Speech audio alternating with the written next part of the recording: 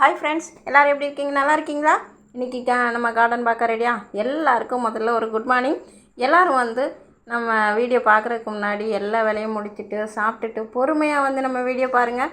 Skip பண்ணாமல் பாருங்கள். அப்போ தான் நம்ம வீட்டு தோட்டம் எப்படி இருக்குதுன்னு பார்க்க முடியும். எல்லா பூக்களையும் இன்றைக்கி பறிக்க போகிறோம். நிறைய பூக்கள், ரோஸ் பூக்கள் பூத்துருக்கு. அதில் இன்றைக்கி முதல்ல நம்ம பார்க்குறது பிளாக் ரோஸ். இந்த பிளாக் ரோஸ் கிட்டத்தட்ட ஒரு 3 வருஷமாக எனக்கு சின்னதாகவே இருந்தது. நான் வாங்கிட்டு வரும்போது இருந்த மாதிரி இப்போ தான் நிறைய மொட்டுக்கள் வச்சு பூத்துருக்குது. ஒரு 4 பூக்கள் பூத்துருக்குது. அதில் ஒரு பூ தான் பறிக்கிற மாதிரி இருக்குது. மிச்சதெல்லாம் கொஞ்சம் இன்னும் ஒரு 2-3 நாள் போக விட்டு நம்ம பறிக்கலாம். இது க்ரோ பேக்கில் வச்சுருந்தேன். ஸோ அப்போ அந்தளவுக்கு நம்மளுக்கு வளர்ச்சி வரல. அதுக்கப்புறம் நான் பாட்டில் எடுத்து வச்சேன். இப்போது அந்த சின்ன பாட்டில் சின்னதில் தான் எடுத்து வச்சுருக்கேன். சின்ன பாட்டில் எடுத்து வச்சதுலேருந்து நம்மளுக்கு பார்த்திங்கன்னா சூப்பராக வளர்ந்துருக்குறாங்க. நல்லா வளர்ச்சி, நல்ல மொட்டுக்கள் நிறையவே எடுத்துருக்குறாங்க. கொத்தாவே எடுத்துருக்குறாங்கங்க. அப்புறம் நம்ம செடிகள், செம்பருத்தி எல்லாமே தினம் ஒரு பூவாவது செம்பருத்தி கொடுத்துட்றாங்க. ஸோ அப்புறம் திராட்சை செடியில் நம்மளுக்கு தக்காளி செடி 2 முளைச்சிருக்குறாங்க. கொஞ்சமாக கொண்டு வச்ச புதினா சூப்பராக படர்ந்து வந்துட்டுருக்குறாங்க. அது கூடவே நம்மளோட திராட்சையும் இப்போது நல்லா கொடி வீச ஆரம்பிச்சிட்டாங்க. இது நம்மளுக்கு எல்லா செடிகளும் துளிர்க்க காலம், துளிர்த்து நம்மளுக்கு பூக்கள் வைத்து காய்கள் கொடுக்குற காலங்கிறதுனால பூக்களும் நிறையா இருக்குது, காய்கறிகளும் வந்திருக்குது. நம்மளுக்கு அவரைக்காய் இன்றைக்கி பறிக்க போகிறோம், பூக்களும் பறிக்க போகிறோம். எல்லாமே பறித்து கடைசியில் உங்களுக்கு காமிக்கிறேன் பாருங்கள். நிறையா பூக்கள் வந்திருக்கு. எல்லாமே ரோஸ் பூக்கள் பறிச்சுட்டு அப்படியே அவரைக்காயும் பறித்து எவ்வளோ அவரைக்காய் இருக்குது அப்படிங்கிறதையும் நம்ம பார்க்கலாம். இன்றைக்கி நம்ம தோட்டத்தில் இருக்கிற பூக்களை பார்க்கும்போது ஒரு சாங் கேட்டது எனக்கு ஞாபகம் வருது. ஸோ அந்த சாங் இப்போ உங்களுக்கு நான் பாடி காமிக்கிறேன்.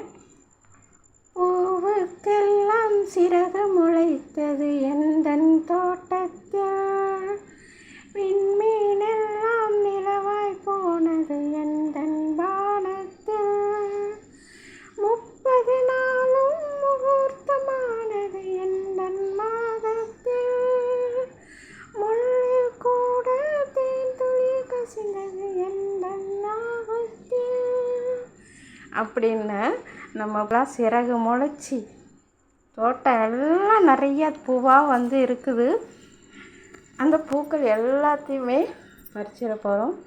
நம்ம கிர்னி பழம் ஒன்று வந்தது அது கொஞ்சம் என்னென்னா வெடிப்பு விட்டுருக்குது. என்னன்னு தெரியல. வெயிலில் இருக்கிறதுனால, வெயில் ஜாஸ்தியாக இருக்கிறதுனால வெடிப்பு விட்டுருக்குதா என்னன்னு தெரியல.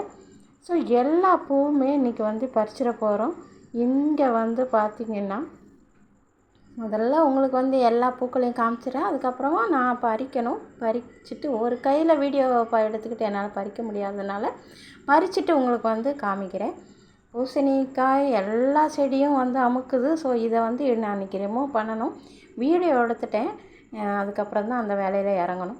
அவரைக்காய் செடியே அவரைக்காய் நம்மளுக்கு என்ன ஆச்சுன்னா கிணம் தாங்காமல் கீழே அப்படியே சாஞ்சி கிடந்தாங்க. போகும்போது வரும்போதெல்லாம் தலையில் தட்டிகிட்டு இருந்தாங்க. ஸோ ஒரு குச்சி எடுத்து அதில் நட்டு அது மேலே அப்படியே விட்டாச்சு. இப்போது எல்லாத்தையும் நம்ம பறிக்கணும்.